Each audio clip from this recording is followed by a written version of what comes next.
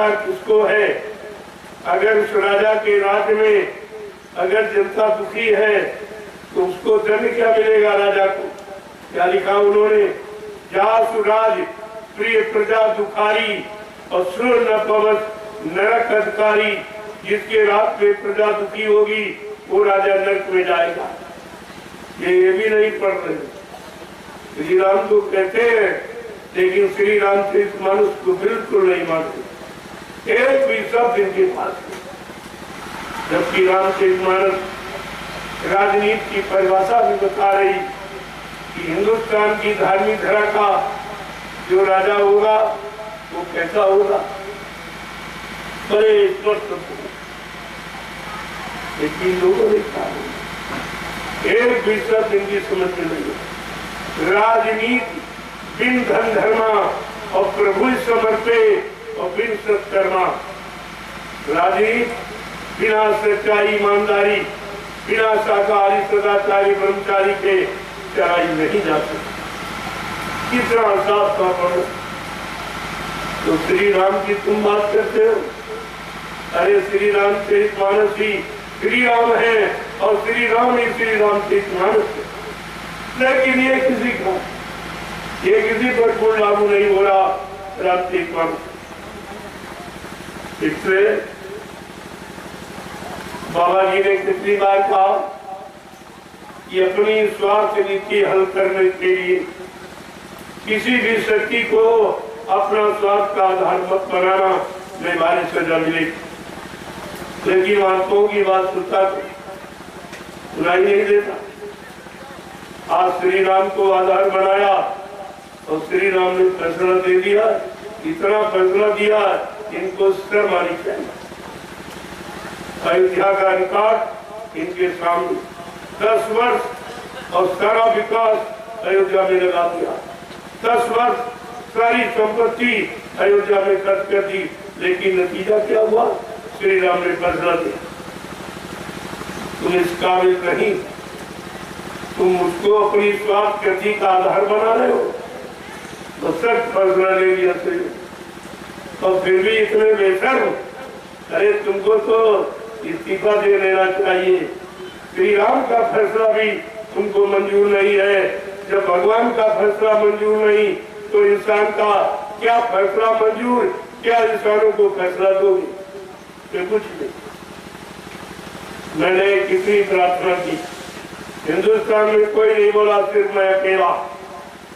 मैंने कहा कि हमारी प्रार्थना स्वीकार कर लो, ये 2024 का चुनाव रोक, इसको रोक दीजिए। तुम्हारी माली हालत अच्छी नहीं, इतना तुमने कर्जा पहले से ला दिया भारत की जनता पर, और उसका ब्याज तक इन्होंने दिया, मूलधन को छोड़ दो।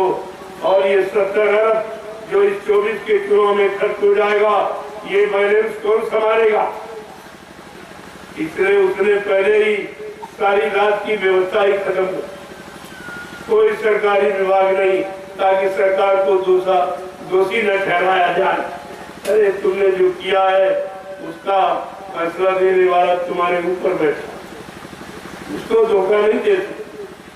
वो सबको देख रहा और सबको समझ रहा है और सबकी नीति का और सबके स्वार्थ का वो फैसला दे दे। तो देखते जाइए। तो इसीलिए पहले इशारा कर दिया गया कि भारत जैसी धार्मिक धरा का राजा बहुत सोच समझ के बनना। इस धरती का इतिहास कुछ और है, इस धरती का प्रभाव कुछ और है। उन्होंने साथ साथ कह दिया भाई इस धरती का राजा कैसा होगा?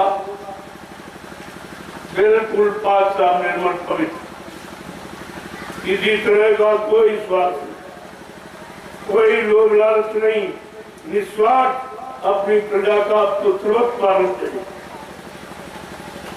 और जिसके पुत्र नहीं वो क्या पालन करना चाहिए? जिसके पुत्र ही नहीं है वो तुमको पुत्र समझकर तुम्हारा पालन पोषण कैसे करे? सर्वप्रथम तो ये बात समझो। और तुम्हारे यहाँ दोनों ऐसे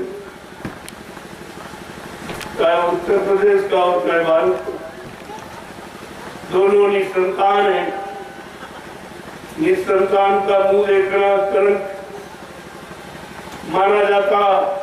लोग निर्वंशिया का मुंह नहीं देखते, कहते इसका अगर चेहरा देखेंगे तो आज का काम हमारा अच्छा नहीं, आज का दिन अच्छा नहीं लगेगा।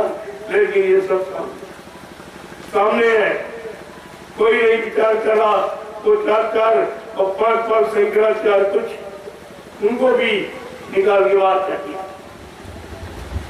अरे किसी इमारत का जब पूर्ण निर्माण हो जाता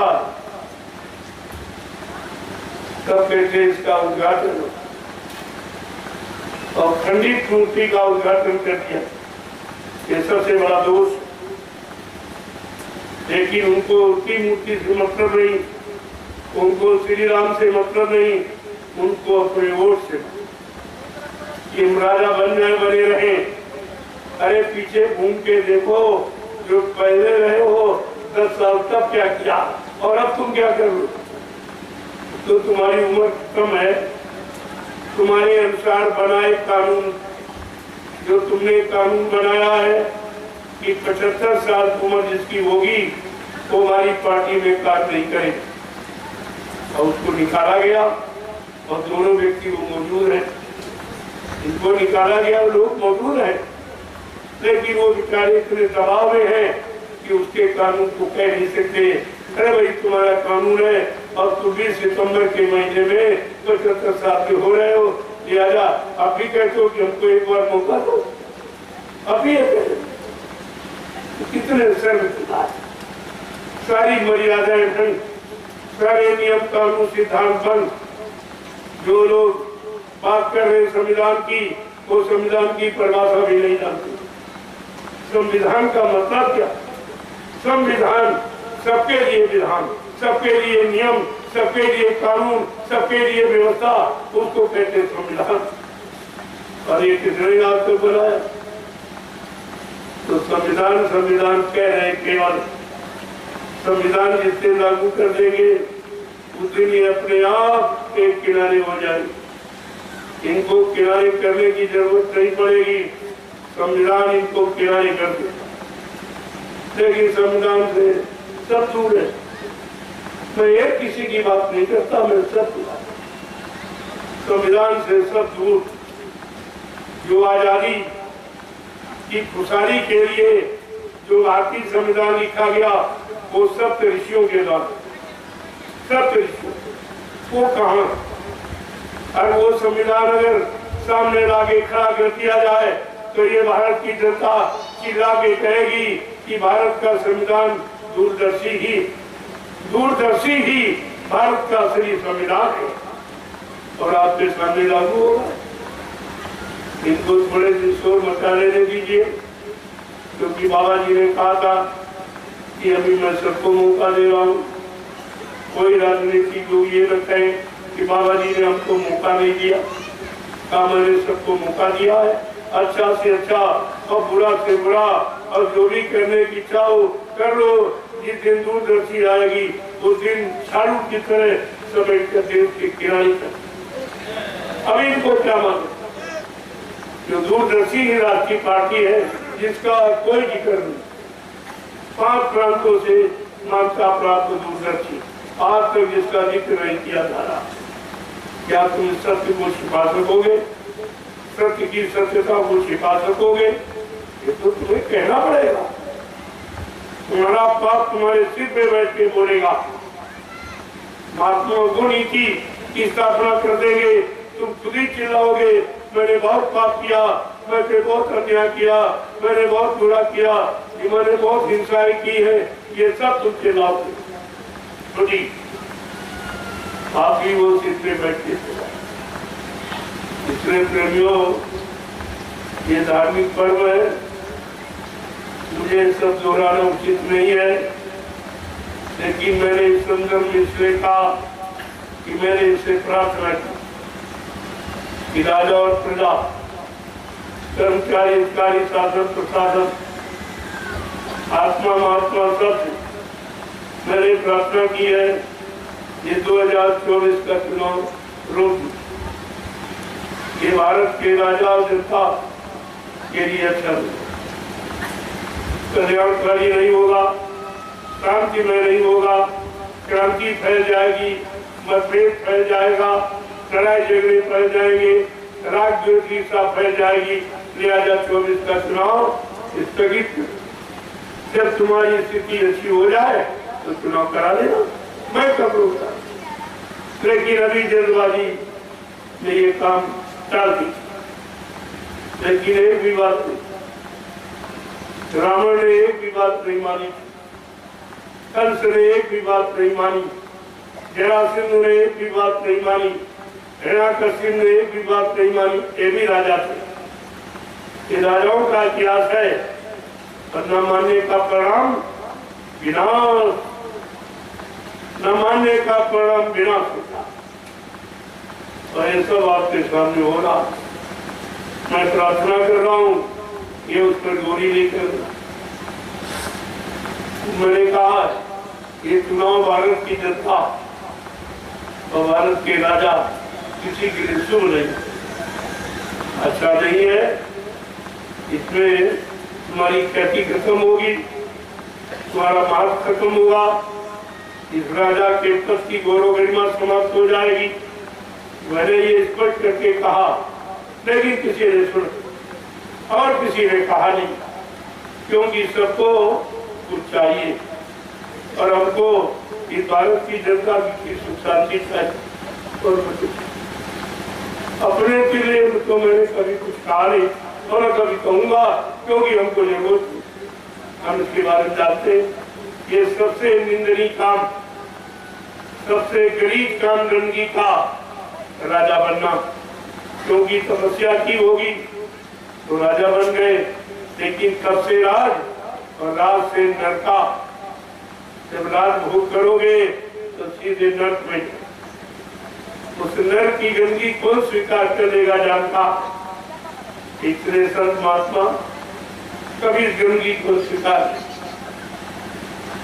लेकिन संत भेद हरण करके कोई कार्य अगर आप करेंगे तो डबल सजा, उसके लिए डबल सजा है। जैसे अगर कोई खाकी वर्दी में कोई पहन रहे तो 420 का मुकदमा, तो उसको जेल में बंद। ये सजा है भेष। भेष की नकल करे और काम असर न करे तो फिर सजा में। लेकिन तुम्हारे यहाँ देख लीजिए, जबकि सारे महात्माओं को पता है कि भगवा वस्त्र भगवान की प्राप्ति, जब तक भगवान की प्राप्ति नहीं हो जाती भगवा वस्त्र शरीर से उतारा नहीं होता। लेकिन भगवान की प्राप्ति तो खत्म, गद्दी की प्राप्ति, राज की प्राप्ति, सम्मान की प्राप्ति, धन दौलत की प्राप्ति किसकी नजर। भगवा वस्त्र आज इस सब को कलंकित कर रहा है। सारे देश की गौरव गरिमा धार्मिक उसे कलंकित कर रहा। ये गद्दी का वस्त्र नहीं है, ये तपस्वी का वस्त्र है। और जंगल में जिन्होंने तपस्या, भगवान राम जब जंगल गए तो आपने लोग देखते हो कि राशि कपड़े उतारकर उनको भगवा वस्त्र दिए गए। अब तुम जाओ, केवल एकमात्र भगवान की प्राप्ति, भगवान की सच्ची आराधना के लिए जंगल जाओ। और 14 वर्ष उन्होंने भगवान पहनकर तब एक आज सब पर राम तपस्वी राजा, सब लिखा राम के मानस। जब तपस्या करोगे और जनता तुम्हें राजा स्वीकार करे तो तुम पुत्रवत प्रजा का पालन करोगे। प्रजा अगर तुम्हारा विरोध करती है किसी काम में तो विरोध के अनुसार तुमको न्याय करना पड़ेगा। लेकिन यहाँ तो प्रजा रो रही है, चिल्ला रही है, कोई न्याय करने वाला है, कोई सुरक्षा करने वाला है, कोई व्यवस्था देने वाला। आपको तो विचार करना चाहिए। आपको भारत की